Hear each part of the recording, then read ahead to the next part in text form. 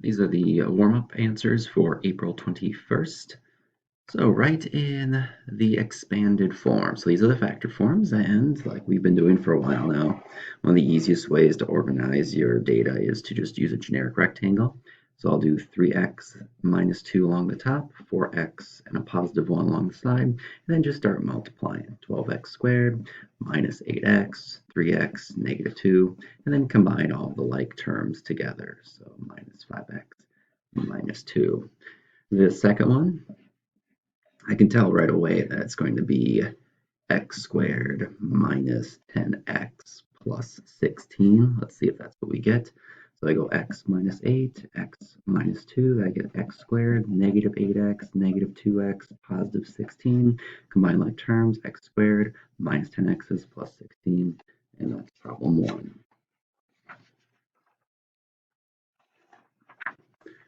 Problem 2 is write the equation from the table. I didn't tell you what type of equation. Clearly it's not linear.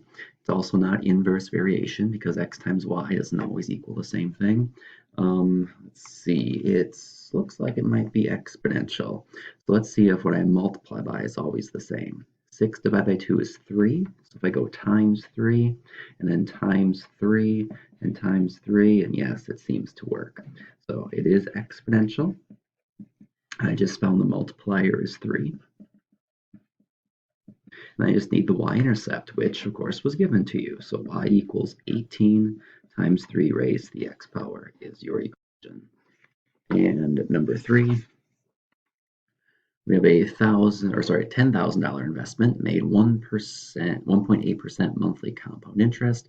What was the total value of the investment after 2 years? So it is, because it's compound, it is an exponential equation, just like the last one.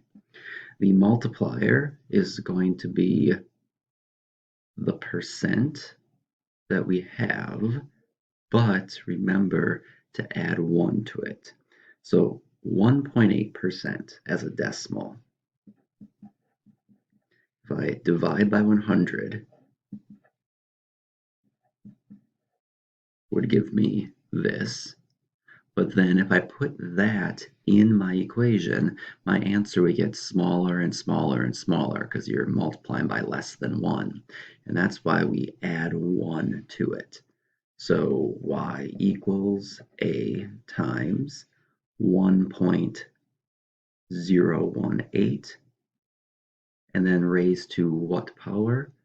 Well, it's going to be to the, since it's every month for 2 years, there are 24 months in 2 years, it's the 24th power.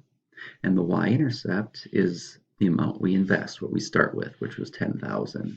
So I end up with 10,000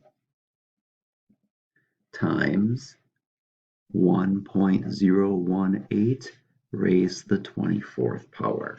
So that is the equation that I'm going to use. Remember, in order of operations, we do the exponent first before we multiply by 10,000. So 1.018 raised to the 24th power, and then multiply that by the y-intercept. And I have a value of, it looks like, around $15,344. Thank you.